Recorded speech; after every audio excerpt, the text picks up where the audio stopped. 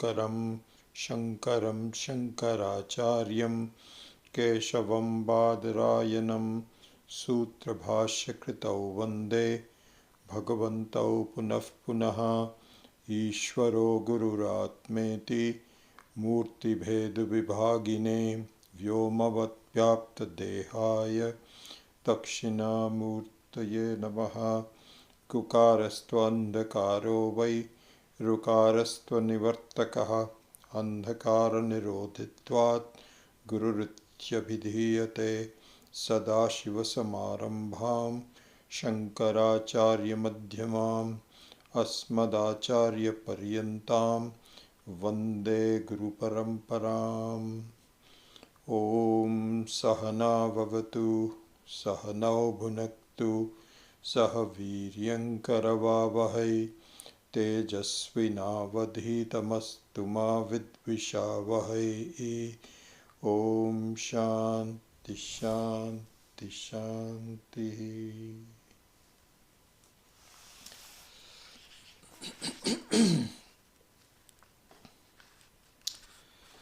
So we are reviewing the meaning of this mantra Namah Shivaya. So it's called Pancakshari, the 5-syllable mantra, and the preceding word Om is called Ekakshara.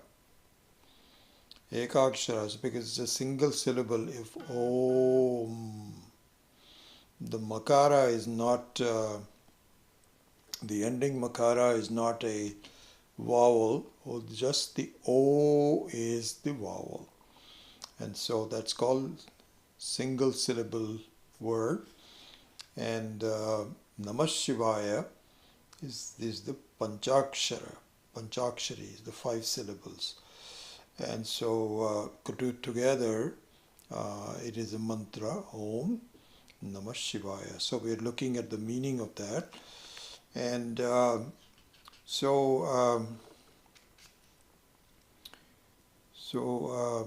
Sri Padmapadacharya has given 9 different meanings, all very related and consistent. So it's not as though they are the meanings don't lead to conflicting interpretations. That's not it. The 9 meanings are simply 9 ways of understanding the importance of this mantra. They're all consistent with each other. The end point remains the same, which is that your nature is the pure Shiva. Our nature is Shiva. And so in this enunciation, in the beginning there are 2 things that are being equated, the Jiva and Parameshwara, Shiva as Parameshwara. But in the end there is only Parameshwara. So the meaning of the identity between Jivatma and Paramatma doesn't mean that there are 2 equal things that are equated to each other. It's not it. So the Jivatma is just a temporary understanding of ourselves as non-pure self. We'll go into this in more detail today. But the end point is that really there is no Jivatma, it is only Paramatma. And so Shiva alone is not the Jiva. This is the end point. So this understanding, which is the final goal of each human being, whether we realize it or not. That's another matter altogether. Because if you go on television and tell everybody, do you know what your goal is? Your goal is the same as being Shiva. You can imagine the kind of reaction that we will get. So even though we don't understand it, that is really the goal of everyone. Everyone else is really just asleep to that fact. They are that fact. Just like in a sleep also, we know who we are as a waker, but we may be asleep to it for a time. So similarly here also, for us to take ourselves as a Jivatma is a kind of being asleep to our real nature, which is Shiva alone. So this understanding can be looked at in different ways. It's almost like, supposing you try to wake up someone. This actually happened to me this morning because my wife had to go somewhere in San Francisco to meet our son and daughter-in-law and for some work at the house. Somebody was coming in, so they wanted my wife to be the consultant. So she said, wake me up when you get up in the morning.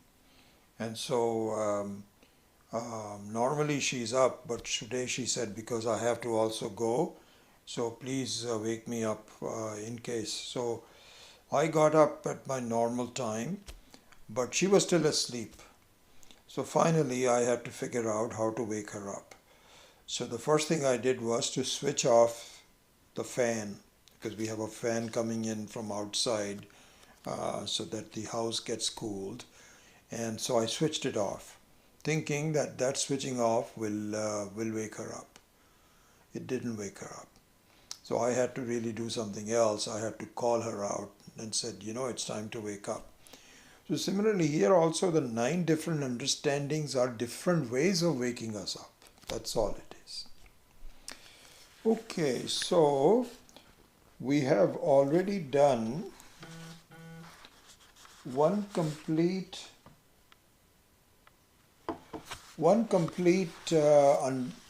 method of understanding, which we saw. I'm just going to go back to that spreadsheet just to get a... So the first one was, Namah Shivaya was, Namaha meant Thiaga. And so this is the most important method of waking up and is given first. So we should completely understand that until we are ready to give up the reality of Anatma, in other words, we take ourselves to be a human being with all of its qualities, the body, mind, etc. And that is what my reality is, and I impose that on myself, and this is a mistake. And we have to understand what that mistake is, and that understanding is presented to us in terms of a comprehensive data in all different ways, and saying it's a mistake. You are taking it, but you are mistaking it. Not the truth about it. Wake up from it. And so now that we have heard that, we kind of nod and say, yeah, that makes sense. Yep, okay, I understand. But then we go on from all of the leftover strong feelings about the world and ourselves, our own body and so on, and we continue to view it as a reality. It is not until we take on the responsibility and the willingness to disown this anatma, will we really see our real reality? So it's a push-pull kind of a thing. You have to pull yourself to see the reality, and you have to push out the non-reality away from it. And so this is the first one, which is Thiaga, which is Sarva Karma Tyaga. And so this is the first one. The Thiaga, the Namaha is Tyagaha. And the reason is, for what purpose? Why should I give up something which is sort of working for me? It's not completely working, but you know what? Everybody else is coping up with the world in some form or the other. And I've spent so many years, it's okay. I think I can go with it. But we are told that really, you don't have to compromise. You can have a total experience of joy. But for that, you have to give up this alternative, erroneous coming and going of the joy. And so this is the meaning of it. So Shiva and the purity, the joy, the independence from birth and death, not an ordinary independence. So for that is the first meaning, Namah Shivaya. So we saw that. So there, the meaning of the word Namaha was important because it meant Thiaga. I mean, the word Namaha, the importance of it was that it is equated to Thiaga. All right, then the second method which we started to do last week was there. The traditionally understood meaning of Namaha is Pranama, is bowing down, is Namaste. So Namaste, the Hindu Namaste means Namaha Te. I bow to you. And so that is what called Namaste. That is the commonly understood meaning of Namaha. And so this also applies. It also applies because, in fact, Namaha as Pranama is the starting point. It's a starting point, or I would say an intermediate point. I don't know if it's a starting point, but it's an important step. Let's put it that way. It's an important step for us to achieve the first explanation, which is Thiaga. You cannot give your fascination for Anatma until you have some Shraddha, some love, some Bhakti, some commitment to understanding. And that commitment to understanding comes from the word Namaha. So Namaha means a prostration, mental prostration. Excuse me.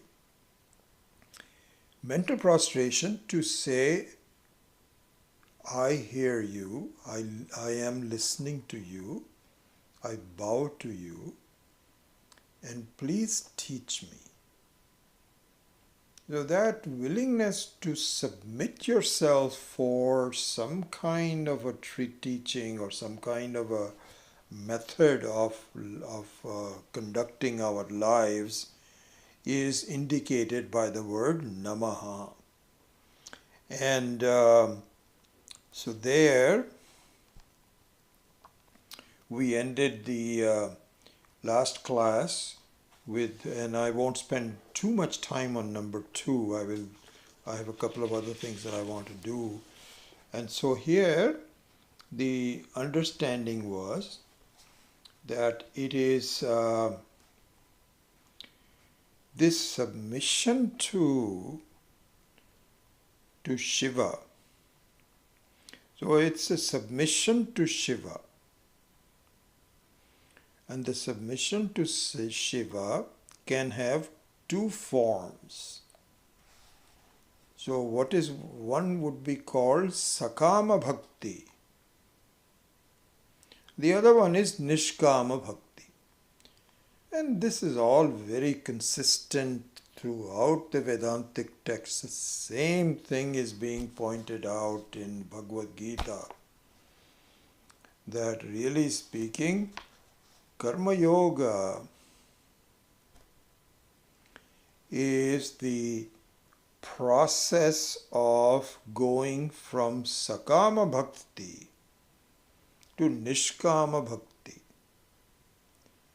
So the Sakama Bhakti, which is sensitive to Saguna Brahman, Brahman with qualities, that is the Ishvara, means that I recognize the laws of life and I am willing to submit to the laws of life as expressed by Ishvara.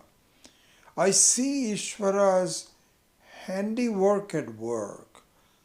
I see that things are being connected, that things are not random and totally dependent on people. They have a certain order to it. Even the disorder, like the shootings and so on and so forth, is also within an order. And may I fulfill my desire to live a happy life, even though this is not the end point, but may I become relatively happy, and may you grant me my small wishes so that I can have a comfortable, happy life as in my own lifetime. So this is what is called Sakama Bhakti. Sakama Bhakti means the Kamaha Saha Vartate iti Sakamaha. That one which is desireful life. So you have desires. So may I be healthy, may my children be healthy, may I have enough money, may the society, all of those are desires. And so you recognize that by doing a bhakti, a prayerful namaha, may Ishvara grant me my small requests in life. This is called Sakama Bhakti. Then if you keep doing this, this is not the end. The end is Nishkama Bhakti. Nishkama Bhakti means that you don't bargain for things and say, may I become healthy, may I have more money. This is kind of like a bargain. And so you don't do that.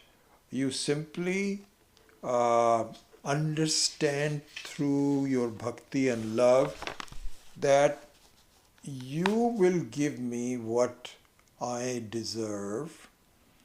I know that. And I know your daya, your kindness. I am convinced of it. I know your daya.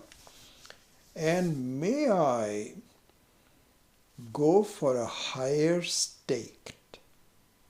Higher stake. A higher stake is that I become not needing anything.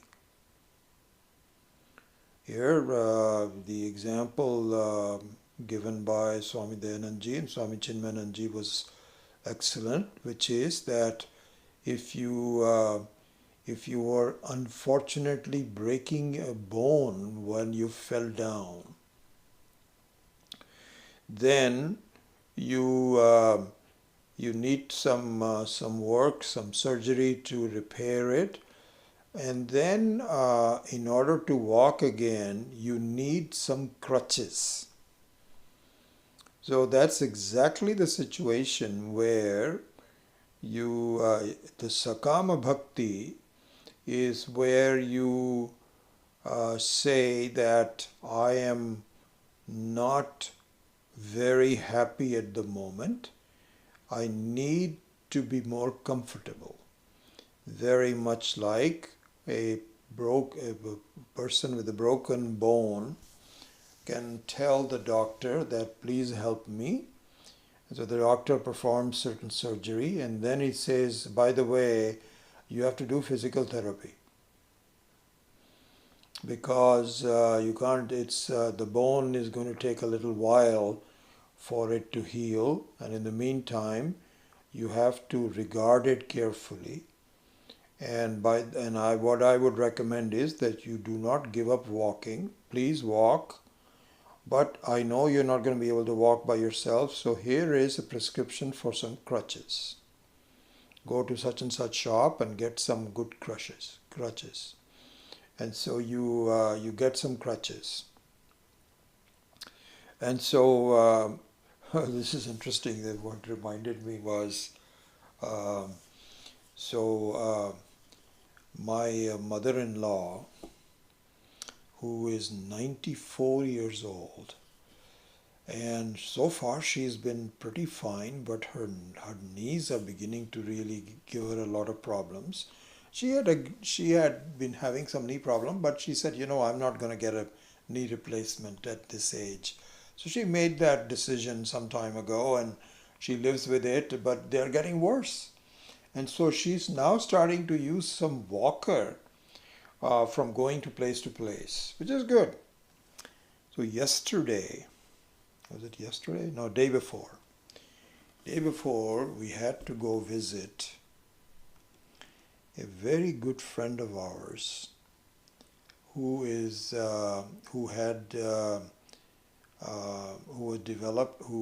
discovered breast cancer. And so there was a mastectomy done, and now she is recovering from it. So we went to see her, and my mother-in-law also came with us, and so we all went to visit our friend. And when we went there, we found out that she was using a very interesting walker for her recovery. And so my mother-in-law said, this is a better walker. Where did you get this from? So my friend's husband said, oh, I know exactly where we got it from. It's very nice. It has a seat you can sit down on. It's only 9 pounds, or 9 or 10 pounds. Really nice looking thing.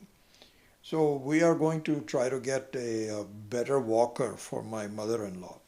But the point is that the Sakama Bhakti means you look for better and better crutches. I'm not an expert on crutches, but I can see crutches that are lighter, aluminum based and so on, and may have better cushioning for the underarm. And so you can get some, you can discover a new one and say, oh, I didn't know that you could do this. So now you're still using crutches. But you know what the end point is? I don't want crutches at all. And for those of you that are fortunate enough to walk without crutches, we are already at that point. But a person who is in pain, who's had some issues and is using crutches, yearns for a crutchless existence. This is what is called Nishkama Bhakti. Nishkama Bhakti is that I very much appreciate Ishvara for taking care of me and making me more comfortable, giving me better and better crutches to lean on. But really speaking, what I want to do is to be as crutchless as you are. This is the thing this is the identity. We keep talking about identity between Jivatma and Paramatma. Yeah, we need to really understand the significance of this. It's not like saying, I want to be just as powerful as you are, and you are the Jagat Karta, you are the Sarvagyaha, Sarvashaktiman, etc. You don't want that responsibility. That responsibility will give you more problems. So what you want is,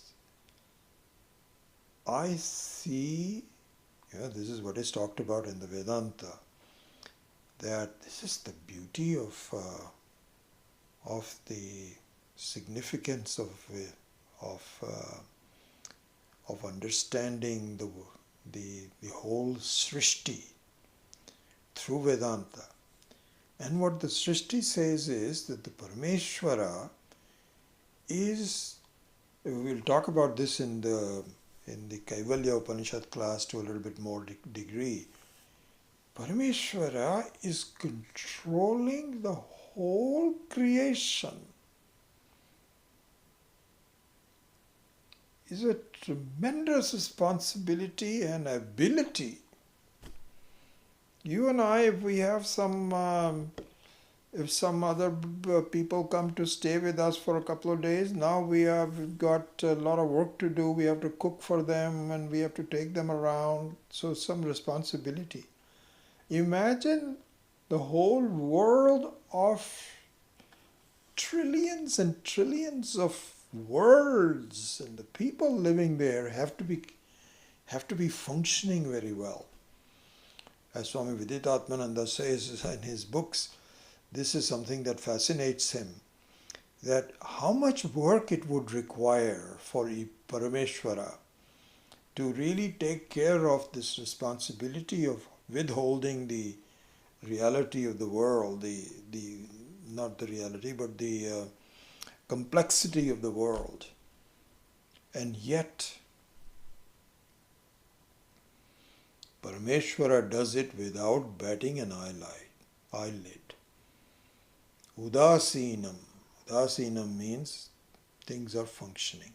By his very presence, things are functioning. So this is just an amazing fact. Through his Maya Shakti, things are being taken care of, and through his own Swarupa, nothing is necessary to be done. It is exactly what happens in the case of our dreams. So much activity, this, that, or the other, all kinds of stuff. But there's no movement, no nothing. There's no involvement. It's gone. As soon as you wake up, it's gone. It's the non-reality of that become very apparent. So this ability to not be affected by the things is what I want. So this is the meaning of identity. When you say, may the Jivatma and Paramatma be the same, what it means is, I want the purity and the non-ability to be affected. Asangata. Asangata means no. This is a beautiful analogy given by Swami Maheshananji. Really, I mean, I had heard of that even before. But when, this is what happens, I tell you, this is very interesting. Sometimes, if we are not quite ready, we read something, but it doesn't strike me as much. And when I become a little bit more educated and more mature and more experienced in understanding, the same words strike me differently. And I says, oh my gosh, I didn't realize this. This is an interesting thing that we have to really go through because, I'm doing this survey and many of you are responding to me already about how we should structure our classes and so on. And there is a segment of you which I have already looked into, and I already knew that even before the survey, who says, we are experienced advanced students and we want some classes that are really catering to advanced students. Well, this is an interesting request and I understand your request. I would like to fulfill your request. But the question is how? How do we have advanced classes? What does an advanced class mean? This is what we have to think about. To a certain extent, yes, there are books that so there is some stratification. There is an introductory, like the Tattva Bodha is an introduction, and then slowly you go into some Prakarana Grantha, then you go into Upanishads, then you do Brahma Sutra. Well, we have pretty much done all of that. So what's going to happen? Some secret book will come which will really just talk about advanced things? I don't think so. I'm not aware of these secret books that are only kept in your pocket, and only when the advanced students come up then you say, aha, this is for you. Hey, once we have all the study, which is the Prasthanatraya, which is Bhagavad Gita, Upanishads and Brahma Sutra, this is it. Those are the three things. And if one feels that I'm not done yet, I need something more, and so on and so forth, the question is, what do we do? I mean, I'd like to help, but the question is, how? I know basically my own answer, okay. You may not accept it, but this is exactly what I'm talking to some of you who have expressed this. It is to revisit the same text that you had gone through, not Tattva Bodha. But I think that the Bhagavad Gita is the ultimate text in my view. It contains everything. But it's just that when I go through it, I don't quite understand what is being said. And so I said, okay, this is fine. Ashocyan anvashochastvam pragyavadam subhashase gatasun agatasun cha nanushocanti panditaha. So this is the beginning of the teaching, and the Krishna says, listen, you're grieving for nothing because these people I've already decided their fate for them. You're not going to do anything. You are just playing games. And then we say, okay, I know this. Let's go to the next one. You don't have to go to the next one. You just study right there itself. Anyway, all I'm saying is that in our study, your own growth will become better. So the same words will strike you better. I'll tell you an example of how this happened. Okay, so this is what I started with before I went on this side business of soap opera of advanced students. Forgive me for raising my voice, but this is what happened to me. I mean, it's so many different cases. I'm just giving you one example of it. Asangoham. I am Asanga. I remember in the Piercy Ashram course, Swami Dayananji used to give meditations on this Asangoham. And I would I would attend those meditations. I mean, this has went on for 2.5 years. It's not the only meditation he does. He did so many meditations. But I remember this part, the Asangoham. I am Asanga. I am not involved. Was something that he would really focus in on. And I remember that I would go into this meditation and I'll close my eyes, and when those words were spoken, then sleep will come over me. And I would get up very refreshed and very happy, but not understanding what Asangoham means. And didn't for a long time, until I was just reading some text. I can't remember exactly which one. Think I do have some idea, from Swami Maheshananji. This is where I am just amazed how lucky I am, how fortunate that I am, that the right teaching comes to me when I am a little bit ready for it. I was not ready for Asangoham 40 years ago.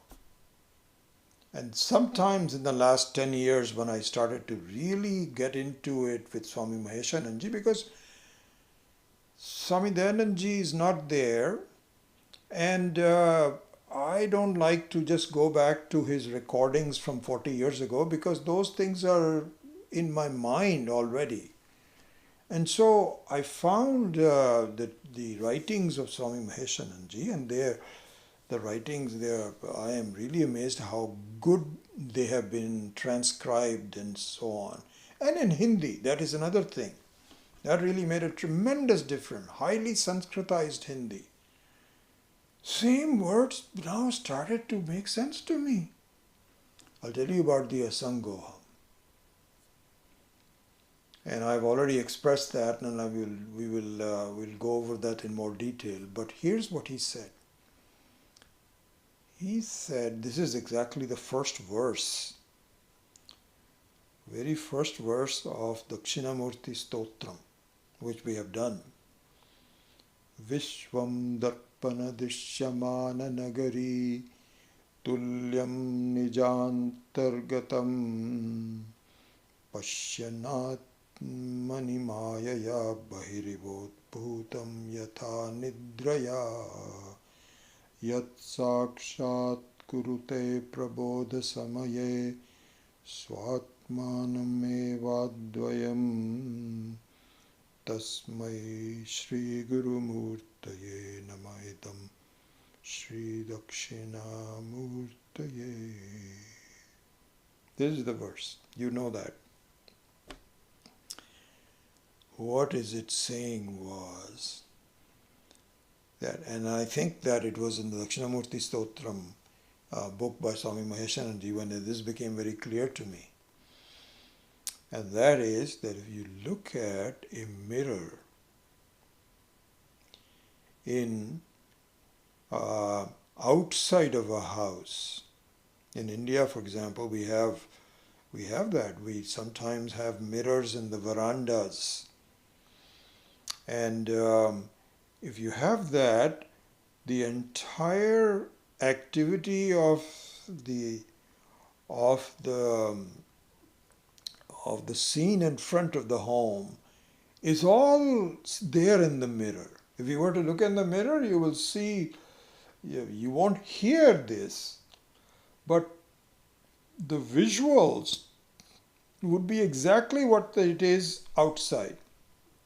You're going to see cars pass by, rickshaws, people walking and getting scared because the bus is driving. All of those kinds of things are going to be there in the mirror.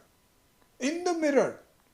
You're not looking at on that side, but on the right hand side you're looking at the mirror and you're seeing the whole world in there. Swami Maheshananji says, did you see if the mirror is affected by it? Don't you see that it is completely reflecting what's going on. And nothing is reflected, nothing is affecting it. My God, when I saw that, and the same thing was being talked about by Swami Dayanand Ji in the Asanga. I'm sure if I went to go back to his lectures, it didn't strike me. Because my feeling was, how can I be a Sangha? I'm involved with things, I've got problems, this, that, or the other. That's the part that I just didn't quite get. There was always a doubt in my mind. How can I be a Sangha? But when this became clearer to me, this was a shining example. And the same thing is done in the Dakshinamurti Stotram. This is there in all the other ones. Then things start to really make sense. And then other facts are also complementing it. The most other important fact is the dream. Dream seems to affect us, but it doesn't affect us. Then your Shraddha comes in and says, my God, I am missing something here. I better be very clear about it.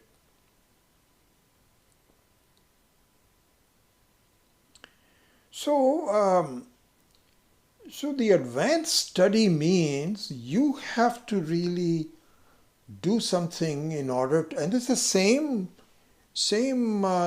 texts. There's no different texts to it, but you have to look at it differently. That's all it is. Anyway, we'll discuss all this some other time. So there it is. What I started by saying was that in the prarthana of the second explanation of Namah Shivaya is that I bow to you, Shiva, and I understand that there is a process. And the process is, first of all, I discover your presence. This is the first step. The second step is that I submit to you and I accept your protection and your patronage in my life, whatever happens. And I would very much appreciate if my small desires are fulfilled so I can keep my bhakti alive. And by the way, I will strive to graduate to Nishkama Bhakti. And I would end this by just giving you another example from Swami Maheshananji that was very, very amazingly helpful to me, was this. That's an example that I can never forget. Just a small example, but this is what I was saying. It is not what is being said, but how it is being presented to you so that it penetrates your mind. So this is another example. What Swami Maheshanji said was, listen, suppose you have, and I think I've given you this example before, it should not be a completely new one. He says, suppose there is a business owner and he runs a business, some business, whatever it is. Could be a car dealer. I don't know how it came to me because there's some things happening with cars and so on and so forth, so I have to really pay attention to that. So let's say a car dealer, a big business, very big business. In the car dealer, you obviously have a lot of people working for you. There's a service department, there's a sales department, there's parts department. It's a functioning business. In that business, your son and daughter are also part of the business. Suppose this is the setup. Okay? All right. So this is what happens. Businesses have ebbs and flows. And so it's not all linear. Sometimes you have lots of orders that have to be serviced right away. There's recalls. I don't know. There's lots of things that go up and down and so on. And especially during Christmas, that's the interesting thing. Just like we have the examples of Deepavali in India, you have the example of Christmas. They say that, this Black Friday, what it means is that that's the day the businesses become solvent. And the last 2-3 months of the business really takes care of the whole year. So it's a very important part of the whole business. That means there's a lot of pressure. There's a lot of business, there's a lot of quantity of transactions. When that happens, just a normal 8 to 5 is not enough. You have to really extend yourself in order to sustain the business. Okay? This is the example given by Swami Meshananji. Although his example was more for a shopkeeper in New Delhi. But it applies everywhere. So I just gave the example of the car dealer. All right. So here's the situation. Contrasting it are two sets of people that work for this business owner. One is his staff that is on salary, and his sons and daughters who also own the business. These are the two things. Okay? When it comes to the staff, everything has to be done by hours. How many hours did you work? Did you work any overtime? Okay, so the overtime means 1.5%, 1.5 times. So there is a ledger for that, and so on. And in terms of the big Christmas time, you ask people, can you do overtime for the next 2 months? So the person says, sir, no, I cannot do the overtime because, my wife also works and I have to take care of the kids, and so I have to go back and so on and so forth. It's okay, fine, I understand that. And so can you work on, he said, I can work on Mondays and Wednesdays. Okay, 3 hours. It's all according to the books.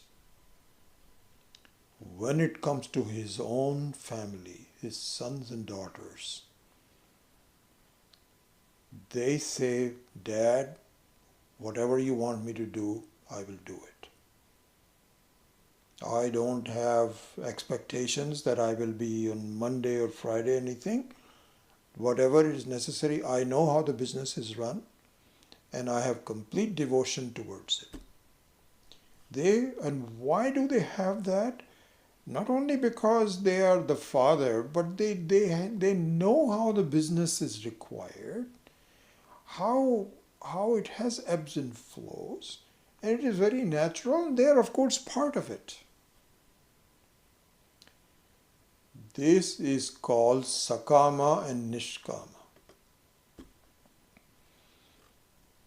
Sakama means that I am going to work and I expect to be rewarded. And I appreciate your patronage, I appreciate your support, but there's always a but in the mind.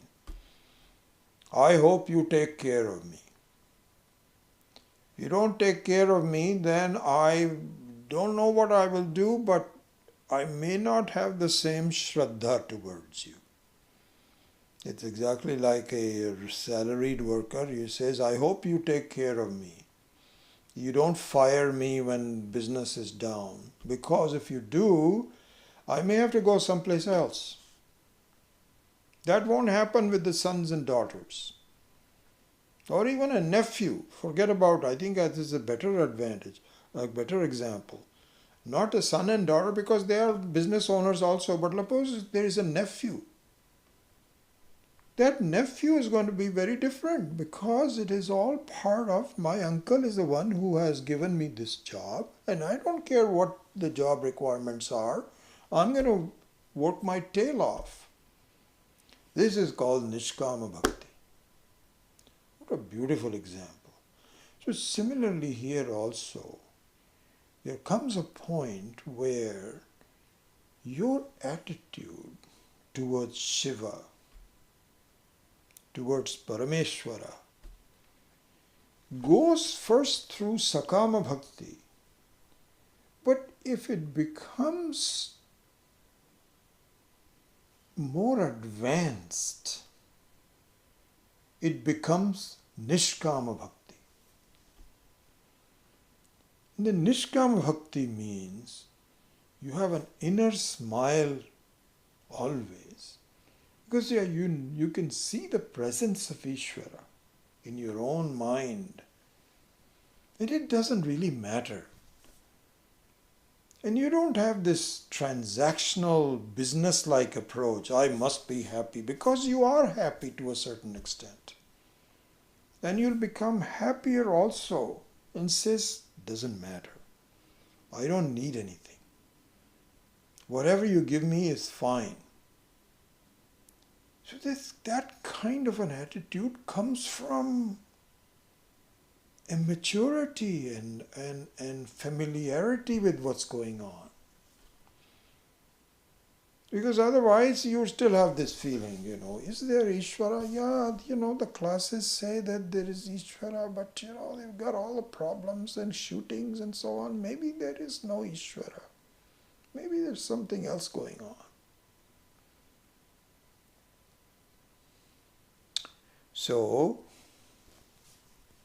in the second explanation, it is submission to Shiva through Pranama, and the result is either Sakama Bhakti, the process is Sakama Bhakti and Nishkama Bhakti, and the result is either Apekshika Sukham or Nirapekshika Sukham. Apekshika Sukham means relative happiness or absolute happiness, and it is all the same thing. You have to just slowly move from one to the other. So that is number 2. I think we are done with it. We spent a lot of other time with explanations. Right, so now let's go to explanation number 3.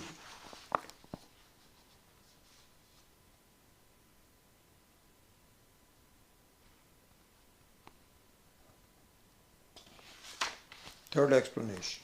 Okay, you ready for that? All right.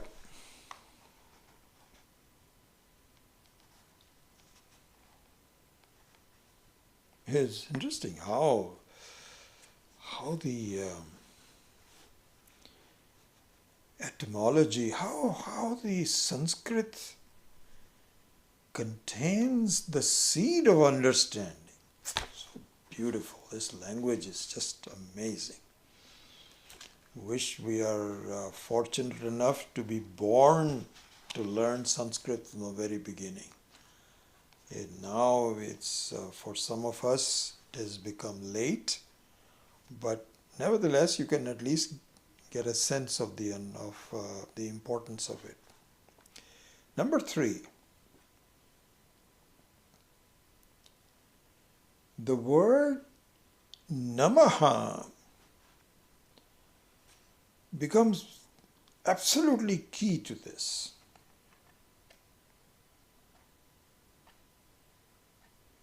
Absolutely key. As it is in all cases here, really nothing, but here even more so. So if you look at I know that it's difficult for you to see the book, and I'm just summarizing, I'm moving fast here. Swami Datta, Sri Datta has given a lot of explanations for this, so if you know Hindi and Sanskrit, you can go through this, but I'm giving you the gist of it. So the Namaha meaning is Bhava Vikara Nishedha. Bhava Vikara Nishedha. So this is what we have to understand. So Maha means, so we look at the etymology of the letter Ma. And actually I went to the dictionary yesterday, because after reviewing this I thought I will try to get the source of this. This is why these Sanskrit dictionaries are so difficult to understand. There are so many meanings of the same word. And if you ever go to the dictionary, you can try that. The dictionary I went to was the Sanskrit to Hindi. I have both the Sanskrit to English and Sanskrit to Hindi. And so normally now I go to Sanskrit to Hindi. And so if I went to the word Ma, which I did yesterday, there is an amazing number of different explanations of that. So you'll get it gets very confusing. But one of them confirmed what the meaning of is in Namah Shivaya, and which is this. The word Ma means Parinami. It means Parinami. So what does it say?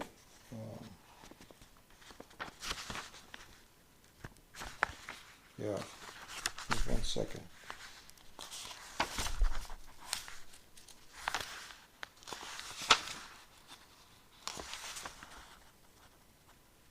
Oh, this is Ayah.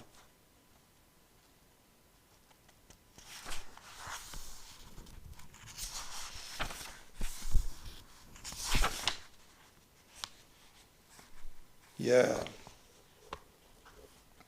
So in the, I'll just do the Hindi for this first. He says, आत्मा का मसन अर्थात परिणाम जगत है, ऐसा आत्मा से जगत की उत्पत्ति बनाने वाली श्रुतियों से प्रतीत होता है। यह परिणाम जन्म, सत्ता, बदलना, बढ़ना, घटना व नाश होना इस प्रकार के भेदों से 6 प्रकार का है। Anyway, this goes on. I will just stop there. So he says the word ma, which is explained in the word masana, means parinama. Parinama means change. Parinama means different shades, different aspects. So we have, you may have seen this in our study, Shadbhava Vikaraha. So when it comes to, so the life of a body, Sthula Sharira, Sukshma Sharira, which is the mind, is different because the propensity of the mind, the refinement of the mind, the direction of the mind is different. It means that in the beginning you don't have the ability to grasp simple things like a baby. then you can grasp simple things but not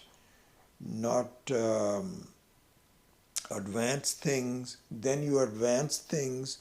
Then you have raga dvesha, you have likes and dislikes. So those are all the propensities of the mind, and they are dealt differently. But if you look at that's the Sukshma Sharira. But if you look at Sthula Sharira, which is the body, it goes through Shadbhava Vikaraha. We know that. Every body, a body of everybody, doesn't make, perhaps not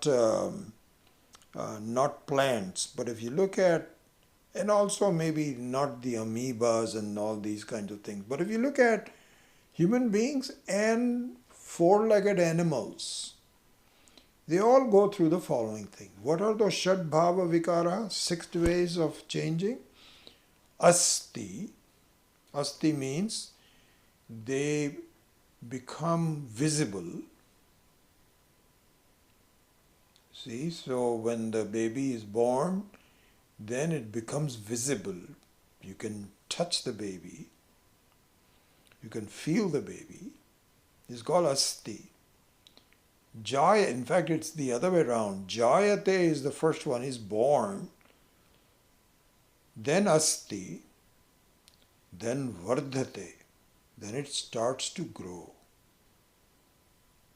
Number 3. So Jayate, Asti, Vardhate. The baby starts to grow, put on weight. When you start eating solid foods, you start to go. That's what's happening to our youngest granddaughter. Very happy that she begins to like. My wife has been trying different things for her, and now some of them she doesn't like, but some of them she likes, and she eats quite a bit of it. So she's growing. Vardhate. Viparinamate. There comes a point when there is a huge change. So in the case of human beings, the males have, the voice changes. It's a very big change. And physically also there are changes in the bodies of men and women. This is called viparinamana. Then apakshiyate. So it reaches up to a top and it starts to decay. And the hair turns grey. Apakshiyate. The skin becomes soft. The muscles atrophy. Then finally nashyati. It's gone. So these are the Sadbhava Vikaraha. We all know that. Jayate, Asti, Vardhate, Viparinamate, Apakshiyate, Nashyati iti. Sadbhava Vikara. These Vikaraha is called Parinama. So the word Parinama means it gives up its previous state and takes on a new state. It's called Parinama. That Parinama is indicated by the word Ma.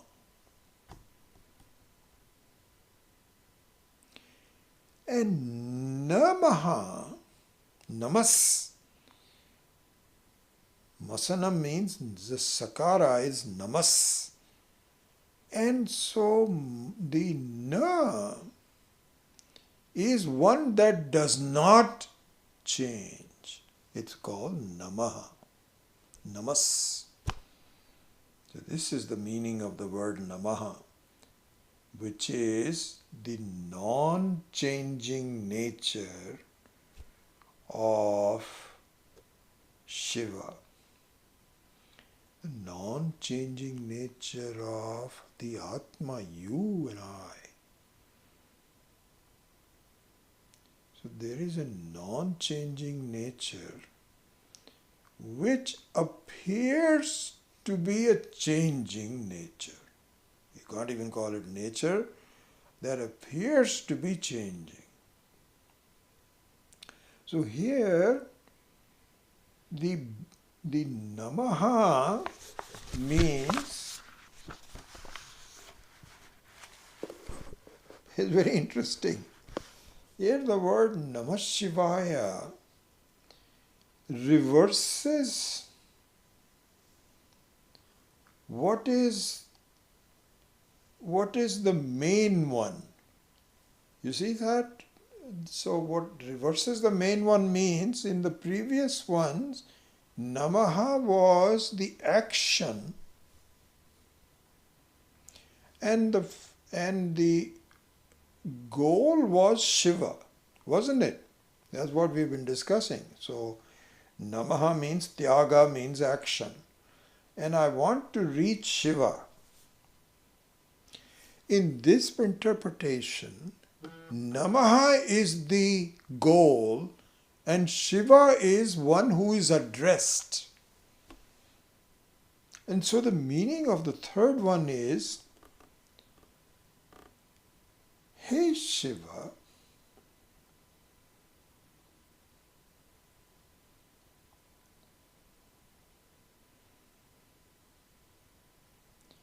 may I become Namaha.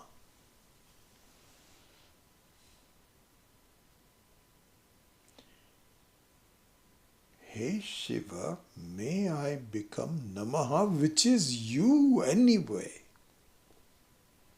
How is it you anyway? Because it is non-changing. Namaha. Beautiful.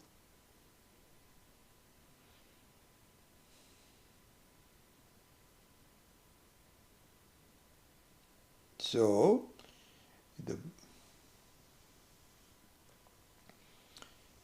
this is the bhavaha, that in the Vedas, the nishedha of Parinama is being talked about. There is no utpatti, there is no nasha, there is no sthiti.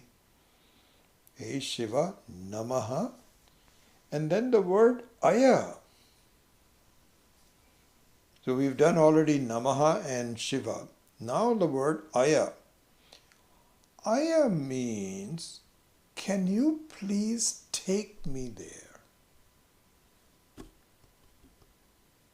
So the word Ayah comes from the root E. E means a passage, a action, a gati, a movement. Can you please take me there? Exactly the same thing is there in Asato Ma Sad Gamaya. So when you say Gamaya, means can you take me from Asat to Sat? Asato Ma Sat Gamaya. Tamaso Ma Jyotirmayaha. Mrityor Ma Amritam Mayaha. Gamaya. So this is Ayah means, can you please take me there? So when you say Namah Shivaya, you break down Namah Shivaya is, Hey Shiva, can you please take me to Namaha? This is the meaning. Okay? So I hope it's clear that may I become you, may I be like you, may I become asangoham, like you are. That is the Namaha, one which is non-vikari, no Parinama. Okay, so I hope that's clear. 907. I think I will briefly mention, and this will be the last one because we only have 2 other classes to do, and so we have some other things that we want to talk about. So let's look at number 4. I wasn't planning to do that, but in reviewing this, I think this will be interesting for you to see this as well. So number 4. In number 4,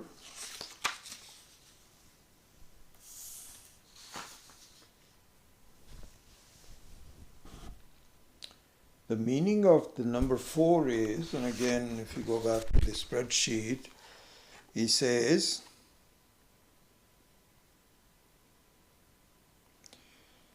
so here the essence is that, as you know very well, for those of you that also have done the Mandukya Upanishads and so on, that there is a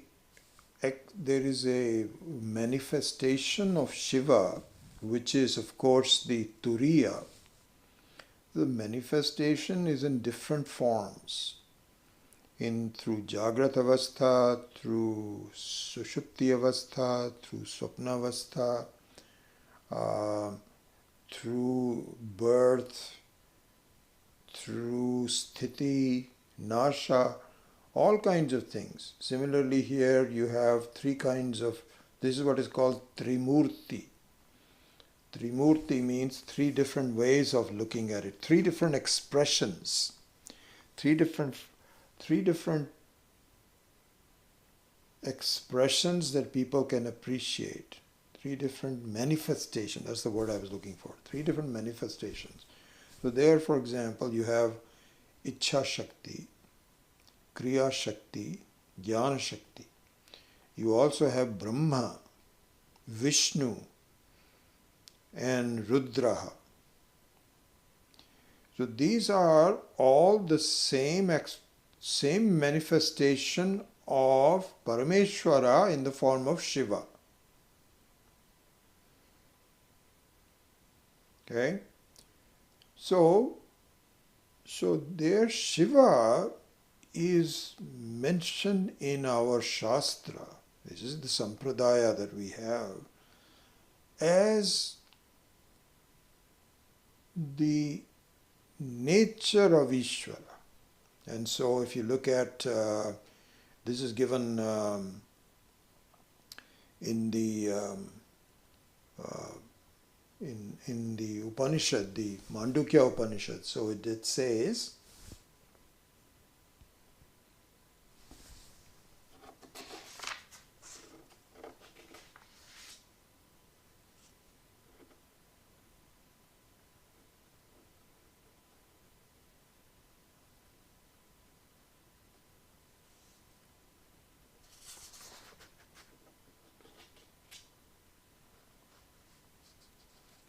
I wrote it down, I think that's, anyway, it says, I think I have it here, the saying from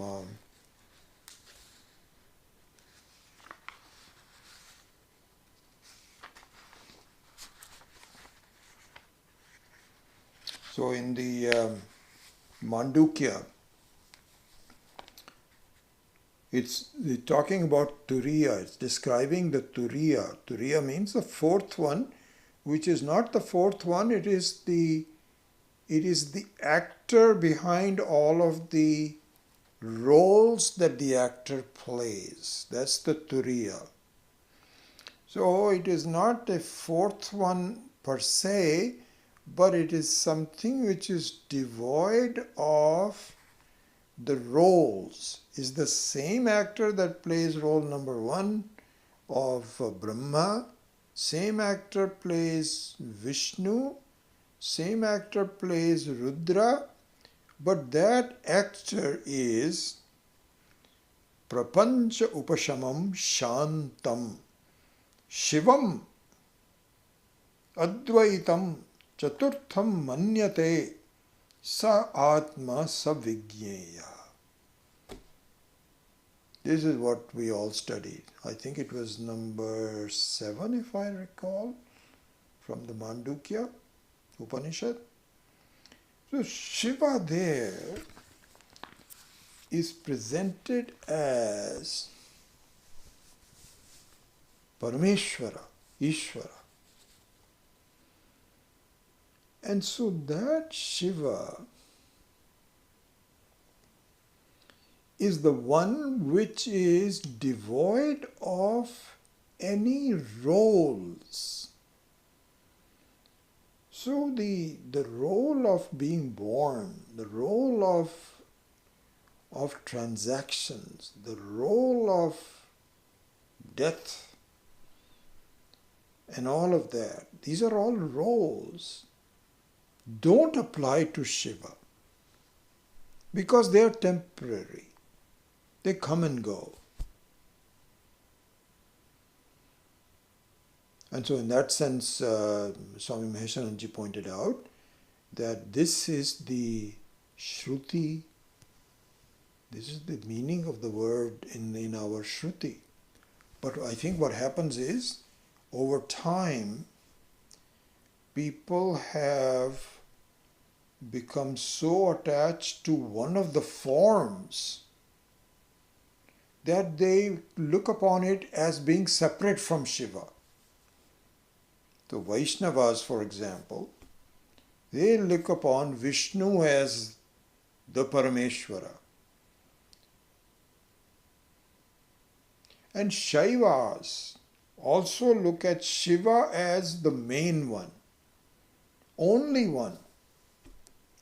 The fact of the matter is that in our sampradaya, in our parampara, in the meaning of the word Vedanta, Advaita Vedanta, Shiva is indeed the person who is also Brahma, who is also Vishnu, who is also Rudra.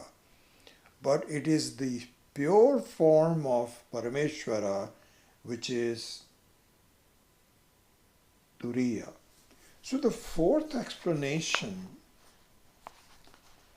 says Namaha Shivaya means may you help me recognize the actor that you are, the Swarupa that you are, and not me get sidetracked into looking at alternative devatas as the reality.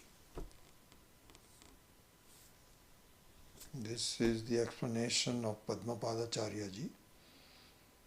You can imagine all the classes and discussions with Adi Shankara. This is why Adi Shankara is called the one who clarified confusion from so many different sources by saying no. This is the truth. This is what one has to really go through. And so his direct disciple Padmapadacharya ji gave that explanation as Namah Shivaya. So with that fourth explanation, which I know we didn't spend enough time on, but I think you got the gist of it, we will wrap up the direct explanation of Namah Shivaya, the Pancakshari, and from the next two classes, not from, but in the next two classes, we will go over the essence of Pancakshari, definitely in the Bhagavad Gita, which we will take up in the next class, and perhaps even a semblance in the various Upanishads, which we may not have time to do, but we can at least introduce it. And so that will be the two-class section. And with that, the Pancakshari Vidya text would have been covered. So with that, I close the class today. Om Asato Ma Satgamaya Tamaso Ma Jyotirgamaya Mrityor Ma Amritam Gamaya Om Purnamadav Purnamidam Purnat Purnamudachyate Purnasya Purnamadaya Purnamevavashishyate Om Shanti Shanti Shanti Harihi Om Shri Gurubhyo Namaha Harihi Om. Great.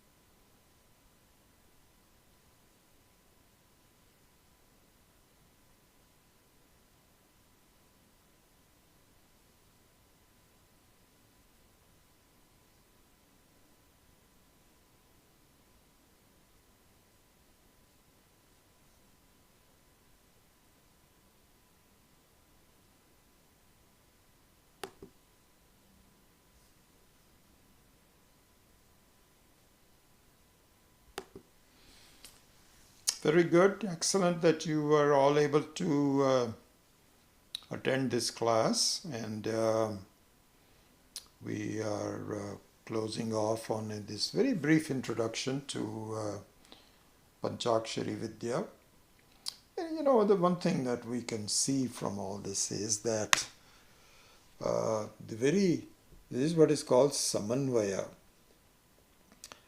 So the Samanvaya is a very beautiful word. We went through this in the explanation of our Brahma Sutra classes. So Samanvaya means the consistent view of the truth. No matter where you study and what you do as far as the Vedantic texts and so on, it all leads to a consistent view. And the variety of explanations is only because we may be at different stages of understanding. Because for a Uttama Adhikari, just Tattvamasi is enough. But it is very rare to find an Uttama Adhikari. Generally it is Madhyama Adhikari and Adhama Adhikari. Adhama Adhikari means class 3, third class student. Third class student means no student. You just look at it and says, I don't know, it's something going on, we'll have to look at it later. The Madhyama Adhikari which says, interesting, I gotta look into this. But they don't get it yet. It will. Uttama Adhikari says, oh my God, why didn't I see this before? So all the explanations all come together in various forms. That's a very beautiful feeling, I tell you. Because every time I study a new text or the same old text that I had studied before, the glimpses of the truth become better and better and better. And that's what really completes your study and your meditation. And this is what it is all about. Anyway, good to have you all there, and I will hopefully see you in the next class.